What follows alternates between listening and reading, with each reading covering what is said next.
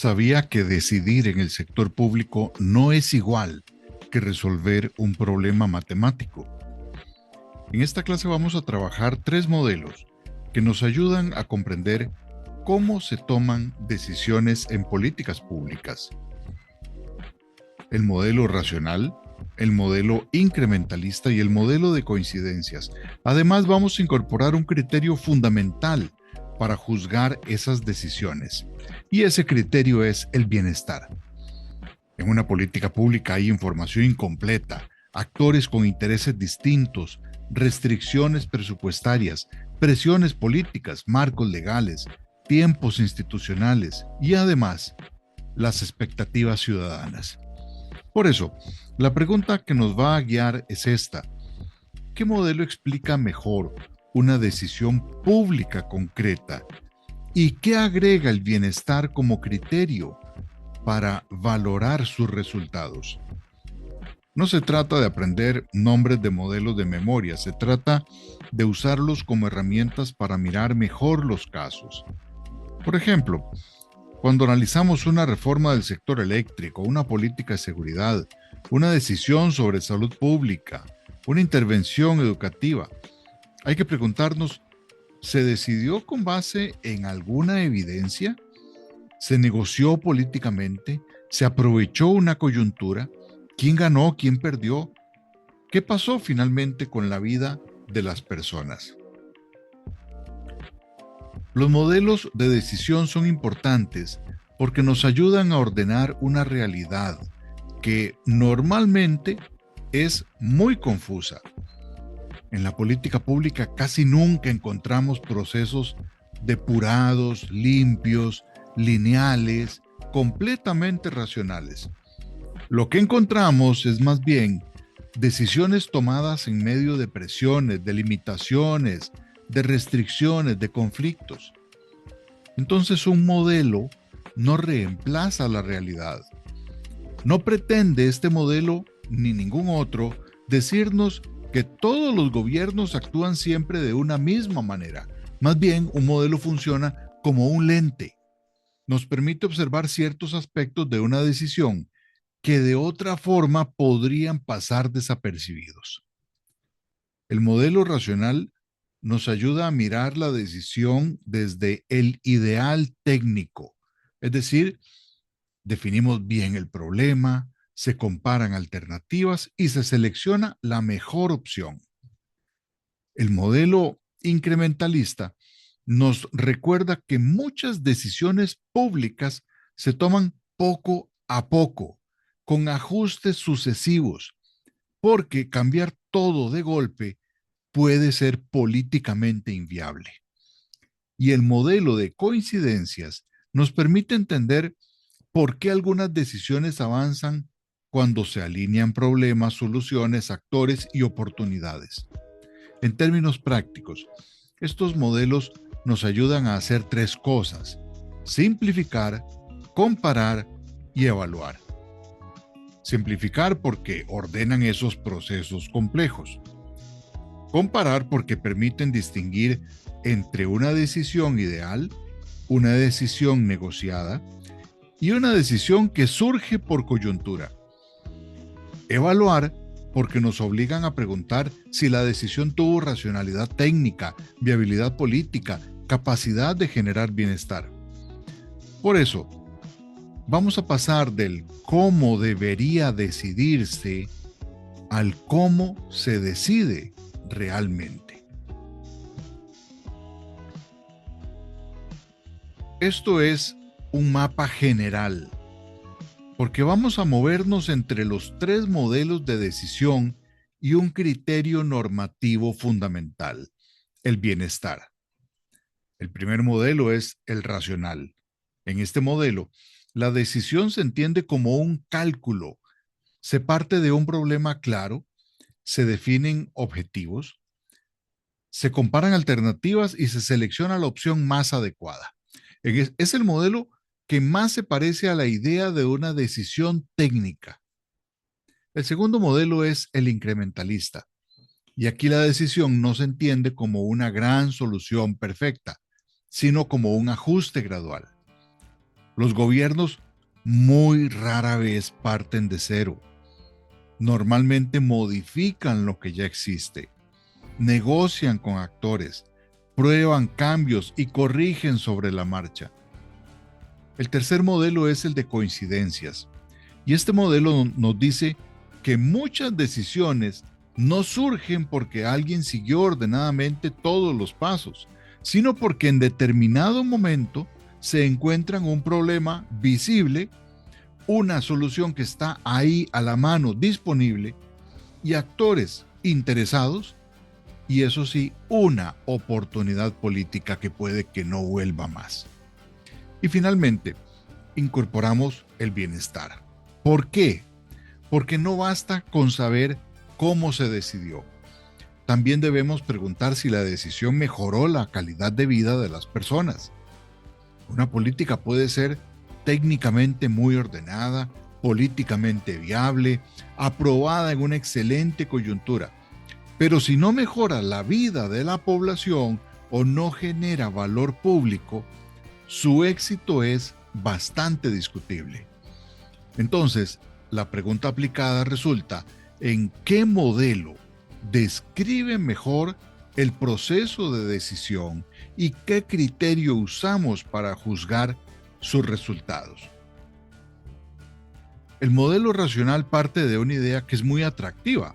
El decisor público identifica un problema, define los objetivos, recopila información, compara alternativas, calcula costos, beneficios y selecciona la mejor opción. Es el modelo que muchas veces imaginamos cuando pensamos en una política pública ideal. Por ejemplo, si el país se enfrenta a un problema de listas de espera en salud, el modelo racional va a decir: primero diagnostiquemos el problema, definamos objetivos, comparemos alternativas, cuáles, más personal, más quirófanos, gestión digital, alianzas externas, reorganización de horarios, y finalmente vamos a seleccionar la alternativa más eficiente, viable y efectiva. ¿Cuál es la virtud de este modelo? Que obliga a ordenar la decisión. Nos exige evidencia, criterios, indicadores, comparación, justificación. Y sí, evita que la política pública se base únicamente en ocurrencias, en improvisaciones, en presiones del momento. Eso sí, tiene un límite importante, y es que en la realidad casi nunca tenemos toda la información. Tampoco existe siempre el consenso sobre los objetivos que vamos a lograr. En una política educativa, por ejemplo, algunos sectores pueden priorizar la cobertura, otros la calidad, otros que no, que tiene que ser la disciplina, otros la tecnología, otros que debe ser la equidad territorial entre provincias. Entonces, ¿cuál es la mejor alternativa? Pues va a depender de los valores, intereses y las prioridades que estén en juego. Además, las decisiones públicas tienen conflicto. No se toman en un laboratorio, se toman en instituciones, en comisiones legislativas, en ministerios, en medios de comunicación, redes sociales, en los diferentes territorios, en las comunidades afectadas. Por eso, el modelo racional es muy útil como un ideal normativo. Nos dice cómo debería organizarse una buena decisión, pero puede sobreestimar la capacidad real de cálculo del gobierno. El aporte principal es el método, y el riesgo que tiene es olvidar que existe la parte y el componente político. El modelo incrementalista parte de una crítica al modelo anterior, al modelo racional. Nos dice que los gobiernos casi nunca pueden revisar todas las alternativas ni calcular todos los efectos posibles.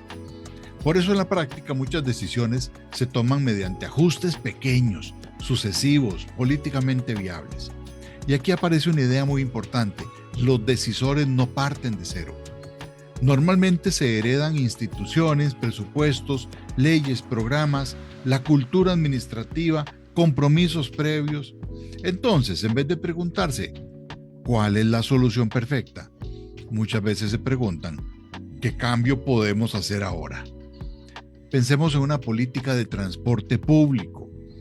Una reforma racional podría proponer rediseñar completamente el Sistema Nacional de Transporte, rutas, tarifas, concesiones, más tecnología, subsidios, pero un enfoque incrementalista podría avanzar primero con carriles exclusivos, para empezar, luego pago electrónico, después integración de tarifas y más adelante reordenamiento de rutas. La virtud del incrementalismo es justamente la prudencia. Reconoce que hay límites políticos, administrativos, presupuestarios. También reconoce que las políticas se aprenden haciendo. Se implementa, se observa, se corrige, se vuelve a ajustar.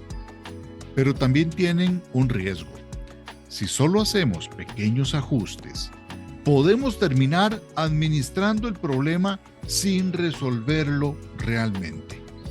En problemas estructurales como desigualdad, pobreza, inseguridad, deterioro educativo, el incrementalismo puede quedarse muy corto. Puede convertir la continuidad en inercia. Por eso, este modelo es útil para comprender decisiones donde la viabilidad política pesa mucho. No siempre gana la mejor solución técnica. Muchas veces gana la solución que puede sostenerse dentro de las restricciones existentes. El modelo de coincidencias nos ayuda a entender decisiones que no siguen una secuencia tan ordenada. En la realidad, a veces los problemas existen desde hace muchos años. Las soluciones inclusive están ahí disponibles. Los actores ya conocen el tema, pero la decisión no avanza, no se toma. Y de pronto ocurre algo. Una crisis, un cambio de gobierno, una presión social, una sentencia judicial, una emergencia, una oportunidad política. Y es ahí entonces donde la decisión se vuelve posible.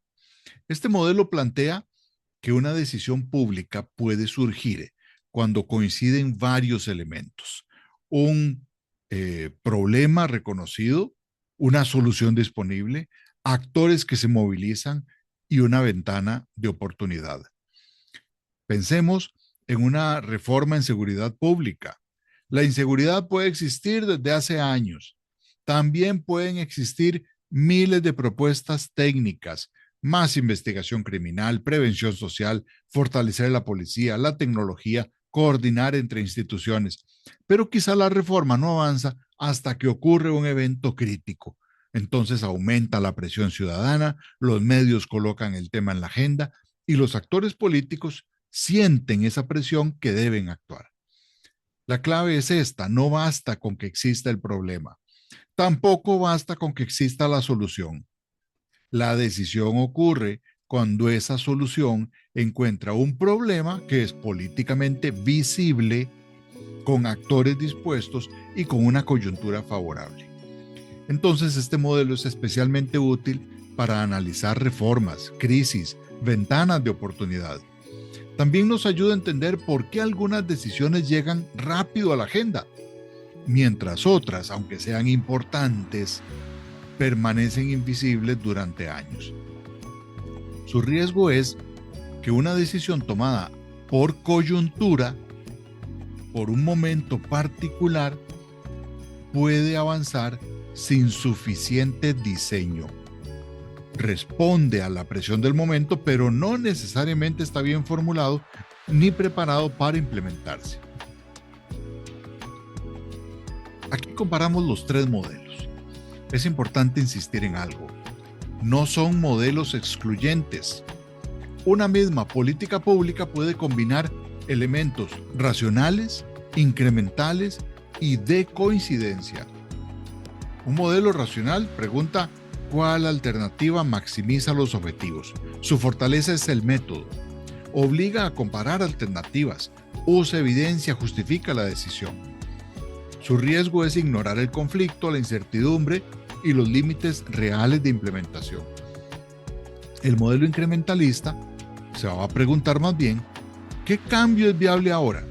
Su fortaleza es la prudencia, ayuda a negociar, aprender, corregir. Y el riesgo que tiene es que reproduce inercias, no enfrenta problemas estructurales. El modelo de coincidencias cuestiona qué se alineó para que esta decisión avanzara. Y su fortaleza es que explica ventanas de oportunidad, crisis, coyunturas. Y el riesgo que tiene es que puede favorecer decisiones apresuradas, oportunistas o débilmente diseñadas. Pensemos en el proyecto de ley sobre armonización del sistema eléctrico. Podríamos analizarlo racionalmente si preguntamos ¿cuál es el diagnóstico? ¿Qué alternativas se compararon? ¿Qué evidencia existe sobre costos, tarifas, eficiencia? Podríamos analizarlo incrementalmente también si preguntamos ¿es una reforma gradual o cambia de forma profunda la gobernanza del sistema? Y podríamos también analizarlo desde coincidencias. Si preguntamos, ¿por qué esta reforma aparece ahora? ¿Qué actores la impulsan? ¿Qué condiciones políticas y económicas la hacen posible? Esta es precisamente la utilidad de los modelos. No nos obligan a encasillar la realidad, sino a formular mejores preguntas.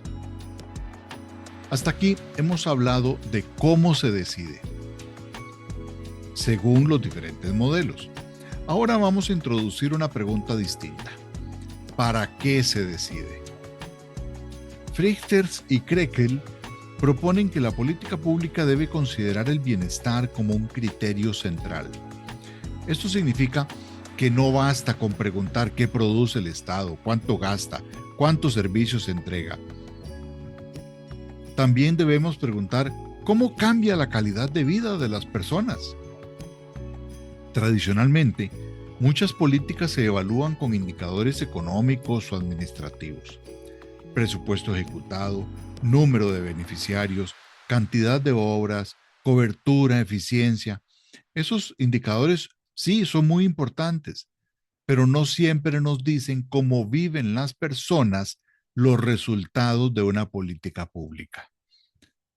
Ejemplo, una política de transporte puede aumentar la cantidad de buses, pero si las personas siguen viajando incómodas, inseguras o durante 2 horas pegados en el tráfico para llegar al trabajo, pues el bienestar no necesariamente ha mejorado.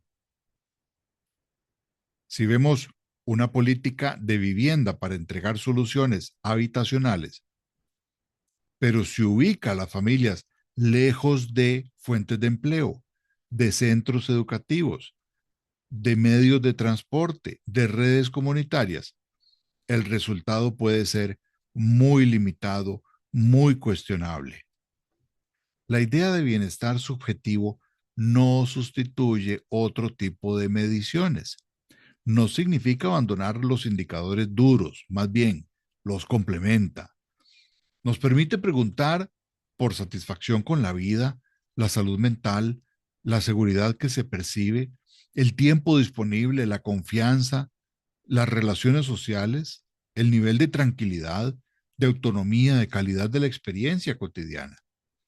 En términos de política pública, el bienestar significa mirar más allá del producto, no solo cuántas cosas entregó el Estado, sino qué cambios produjo en la vida que las personas efectivamente experimentan. Integramos ahora los modelos de decisión con el bienestar como criterio de evaluación. Si usamos el modelo racional, el bienestar nos obliga a comparar alternativas no solo por costo o eficiencia, sino por sus efectos esperados sobre la calidad de vida. Por ejemplo, una política de salud, ahí no basta saber qué alternativa cuesta menos. También importa cuál reduce el sufrimiento, mejora el acceso, disminuye la incertidumbre, fortalece la confianza en el sistema. Si usamos el modelo incrementalista, el bienestar nos ayuda a evaluar si los ajustes sucesivos realmente están corrigiendo el problema o si solo estamos administrando la inercia. Si una política educativa hace pequeños cambios todos los años, debemos preguntarnos si esos ajustes mejoran el aprendizaje o la motivación estudiantil o la permanencia o la cobertura, la equidad, o si simplemente mantienen el sistema funcionando sin resolver sus brechas. Si usamos el modelo de coincidencias, el bienestar funciona como un criterio de prudencia.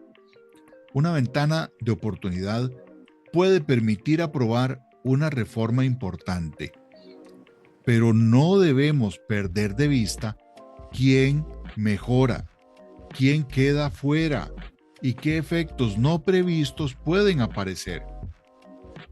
La síntesis sería: una política puede decidirse por cálculo, por ajuste, por coincidencia, pero su evaluación final requiere mirar efectos, y esos efectos deben incluir bienestar, legitimidad, equidad, sostenibilidad y capacidad real de implementación.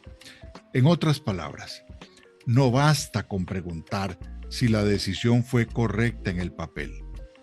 Debemos preguntar si mejoró la vida de las personas. Pero no nos quedamos solo en esta teoría y en los ejemplos de la realidad. También pasemos a una guía práctica para poder aplicar los modelos a cualquier caso de política pública. La primera pregunta es: ¿qué problema se define y quién lo define? Esta pregunta es fundamental porque toda política pública depende de cómo se construye el problema. No es lo mismo definir la inseguridad como falta de policías, como crimen organizado, o como exclusión social, o como debilidad judicial. Cada definición del problema lleva a soluciones distintas. La segunda pregunta: ¿qué alternativas se comparan o cuáles quedan fuera? Muchas veces las políticas públicas presentan una solución como si fuera la única posible, y el análisis debe recuperar las alternativas excluidas. La tercera pregunta: ¿la decisión busca optimizar, ajustar o aprovechar una ventana? Aquí aplicamos los modelos. Si busca seleccionar la mejor alternativa con evidencia, estamos más cerca del modelo racional. Si busca modificar gradualmente lo que ya existe, estamos más cerca del incrementalismo. Y si avanza porque se abrió una oportunidad política, estamos más cerca del modelo de coincidencias. La cuarta pregunta: ¿qué actores apoyan, negocian o bloquean? Ninguna decisión pública se entiende sin los actores. Y hay actores con autoridad, otros con información, otros con recursos económicos, otros con capacidad de movilización y otros con poder de veto. La quinta pregunta: ¿qué resultados de bienestar se esperan y cómo se medirían? Y esta es la pregunta que conecta la decisión con la vida de las personas. Usemos estas 5 preguntas antes de emitir una opinión para analizar una política pública. No podemos decir solo me gusta o no me gusta una política. Hay que pasar más allá, es decir, a construir un análisis serio de decisión pública. Para cerrar, podemos ordenar la clase en 3 aprendizajes principales. El primero es que el modelo racional nos enseña el método, nos recuerda la importancia de definir bien el problema, compara alternativas, usa evidencia, justifica criterios, pero también aprendimos que no agota la complejidad política. El segundo aprendizaje es el incrementalismo, que muestra cómo se decide en condiciones reales. con límites, negociación, continuidad, ajustes sucesivos. Nos ayuda a entender por qué muchas políticas no cambian de golpe, sino poco a poco. También nos advierte sobre el riesgo de mantener inercias. El tercer aprendizaje es que el modelo de coincidencias explica por qué ciertas decisiones avanzan cuando se abre una oportunidad, una ventana. A veces el problema, la solución, los actores y el momento político se alinean, pero esa oportunidad debe aprovecharse con cuidado, porque no toda decisión oportuna está bien diseñada. Finalmente, el bienestar permite cerrar el círculo de este tema. No basta con entender cómo se decidió. También debemos preguntar si la decisión mejoró la vida de las personas. Y este es el punto de llegada de una política pública. No solo producir normas, leyes, programas o instituciones, sino generar valor público. Por eso, cuando analicemos una política pública, tengamos presentes estas 3 preguntas. ¿Cómo se decidió? ¿Quiénes participaron o quedaron fuera? ¿Y qué cambio realmente se dio en la vida de la población? Esta es la conexión entre modelos de decisión, de análisis de políticas públicas y bienestar.